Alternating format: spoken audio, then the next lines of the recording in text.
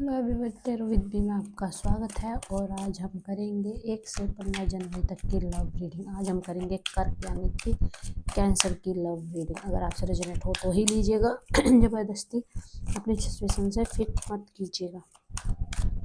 ये एक general reading है, आप सन मून राशि तथा नाम राशि के हिसाब से इसको देख सकते हैं।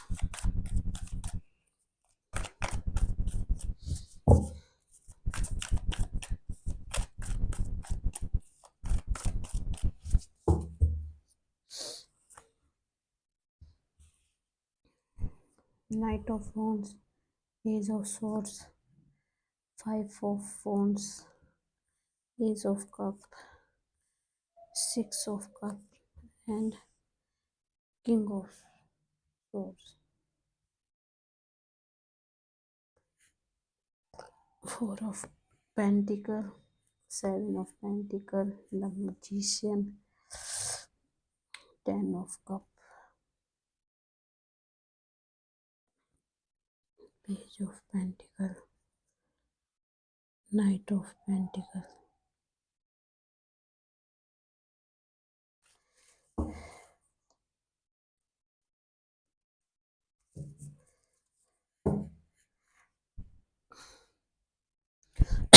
देखिए, बात करते हैं कर्क की। कर्क, देखिए, कहीं ना कहीं आप और आपके पर्सन के बीच में रोमांस की कमी है, या आप लोगों के बीच में शायद बात नहीं हो रही थी, या बातचीत हो भी रही थी तो नाम मात्र के लिए। तो मतलब कांटेक्ट में कहीं ना कहीं बता रहा है कि कांटेक्ट नहीं था। अब आप जो ये रिलेशनशिप है, ये आपका ओल्ड रिलेशनशिप है, पुराना ही रिलेशनशिप है। आपकी रिसेंटली बातचीत बंद हो रखी थी, कोई डिस्कशन नहीं चल रहा था। लेकिन अब क्या है, आप इस पुराने रिलेशनशिप में सुधार करना चाहते हैं। आप इस पुराने रिलेशनशिप पे वर्क करना चाहते हैं, इसके साथ चलना चाहते हैं, इस रिलेशनशिप में जाना चाहते हैं। आपको पता है कॉन्फ्लिक्ट्स हैं, चीज़ें बदतर हुई हैं, चीज़ों को सही करना है, बातचीत बंद थी। तो कहीं ना कहीं आपके दिमाग में चल रही है चीज़ें कि किस तरीके से मैं इस रिलेशनशिप को सही करूं, क्योंकि आप कहीं ना कहीं इस पर्सन के साथ जुड़ाव महसूस कर रहे थे, इमोशनली कनेक्टेड थे, इंजॉय करते थे जब भी ये पर्सन आपके साथ होता था। लेकिन अभी आप लोगों की जैसे बातचीत है, आपने भी फॉर ग्रांटेड ले लिया ना, उस पर्सन ने वो चीज़ कि भाई हाँ चलो हम लोग बातचीत करते हैं। नहीं, आपने भी इस चीज़ को, ठीक है भाई बातचीत नहीं हो रही तो जहाँ तक मेरे को मेरा चीज़ें बता रही है, तो आप लोगों के बीच में शायद 6 मंथ के आसपास बातचीत बंद है। तो चीज़ें वही हैं, चीज़ें वही हैं कि आप लोगों के बीच में वर्क नहीं की, तो आपने कहा कि चलो हम छोड़ दें। मतलब आपकी तरफ से कोई फाइनल ये नहीं था कि हाँ हम ब्रेकअप कर लेते हैं। नहीं, आपका मन जो होता है ना, एक मन मन उतर गया था इस रिलेशनशिप से। लेकिन अब आप वापस इस रिलेशनशिप में आना चाहते हैं। इस रिलेशनशिप को आपको लग रहा है कि इसमें पोटेंशियल है इस रिलेशनशिप में, और मैं इसी पर्सन के साथ रहूँगा। आपने शायद बातचीत भी करी होगी कहीं कर्क कैंसर, बट नहीं हो पाया। आपको लगा कि ये पर्सन ही मेरे को चाहिए, बस यही पर्सन मेरी लाइफ में चाहिए, बाकी मेरे को कुछ नहीं चाहिए। बात करते हैं आपके पर्सन की। आपके पर्सन स्टेबिलिटी है, स्टेबल है, ईमानदार है, ठीक है। उनकी तरफ से बहुत, वो भी बहुत ज़्यादा अ, आनंद में थे, बहुत ज़्यादा एंजॉय करते थे आपकी कंपनी, स्टेबल रिलेशनशिप मानते थे, लॉन्ग टर्म रिलेशनशिप चाहते थे वो भी आपके साथ। लेकिन चीज़ें वैसे नहीं वर्क की जैसा कि मैं कह रही हूँ कि आप चाह रहे थे, आपके पर्सन चाहे थे, वैसे वर्क नहीं की चीज़ें। लेकिन अगर आप उनकी तरफ कर एक हाथ बढ़ाते हैं तो ऑब्वियसली वो सुलह के वो भी चाहते हैं, सुलह आपका पर्सन भी चाहता है। पर दिक्कत कहाँ है? दिक्कत है कि पहले कौन आएगा, पहले आप आएंगे या वो आएंगे। इस चीज़ में वो भी आना नहीं चाहते थे और आप भी नहीं चाहते थे। तो इसी चक्कर में 6 मंथ इसी इसी कश्मोकश में आप लोगों के निकले हैं। आपने 6 मंथ शायद आप लोगों की नो कॉन्टैक्ट सिचुएशन थी, आपने लोगों ने बात ही नहीं की, क्योंकि आप चाह रहे थे कि आपका पर्सन पहले, आपके पर्सन चाहते थे कि वो आए। सुलह वो भी करना चाहते हैं, लेकिन उनका ये है कि अगर आप आगे से आते हैं तो वो कमिटमेंट देंगे आपको, स्टेबिलिटी भी देंगे। वो इस टाइम उनके दिमाग में ये चल रहा है कि मेरे को यार रिलेशनशिप में मैं अच्छा नहीं कर पाया या कर पाई, लेकिन मेरे को इस टाइम उन्होंने अपने जो करियर पे ज़्यादा ध्यान दिया आपके पर्सन ने। जब इन 6 मंथ में उन्होंने अपने करियर पे बहुत हार्ड वर्क किया है, लेकिन देखिए, कर अगर आप आगे बढ़ते हैं तो सुलह के रास्ते हैं, वो भी सुलह ही चाहते हैं, वो आपके साथ ही आना चाहती हैं या चाहते हैं। तो मैं कहूँगी कोई आप एक स्टेप अगर आगे बढ़ाएँगे तो आपको उसका पॉजिटिव रिज़ल्ट ही मिलेगा। आपकी रिलेशनशिप में ना कैंसर कर मेन मुद्दा यही है कि आप में से कोई एक पर्सन आगे नहीं बढ़ना चाह रहा।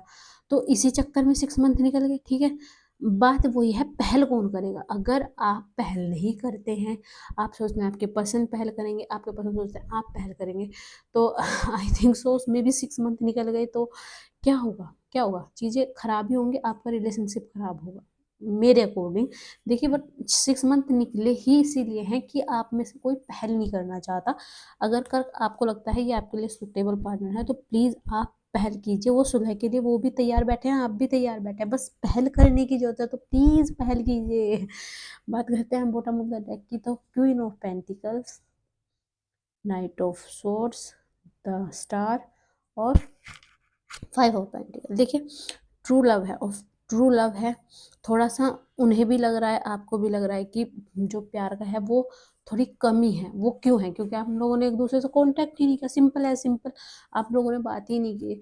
बट लेकिन आप दोनों को ही लगता है कि भई हमारा रिलेशनशिप बहुत स्ट्रॉन्ग है, बहुत स्ट्रॉन्ग है, सच्चा प्यार है। दोनों दोनों एक-दूसरे से बस लड़ाई ईगो की हो रही है यहाँ पे, ईगो हो रही है। जो अपना ईगो रिलेशनशिप में जो अपना ईगो रख देगा एक तरफ, वो सोचता है कि मैं छोटा हो जाऊँगा, लेकिन नहीं, जो पर्सन ईगो अपना साइड रखेगा, वो देखिए वो बहुत बड़ी बात है, मेरे लिए बहुत बड़ी बात है। वो पर्सन मेरी नज़रों में बहुत ऊपर उठ जाता है, जो अपना ईगो डाउन कर लेता है।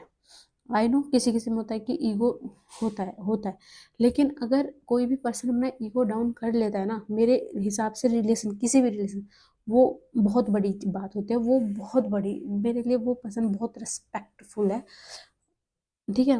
बट कैंसर ये बात भी है, अगर गलती आपके पर्सन की है तो पहल उन्हें करनी चाहिए। बट अगर आपको लगता है कि कोई बड़ी बात नहीं है तो आप भी पहल कर लें, कोई दिक्कत नहीं है। पहल जो भी करेगा मेरे हिसाब से वो बड़ा बन जाएगा। ठीक है, बात करते हैं आउटकम की, करके रिलेशनशिप का आउटकम।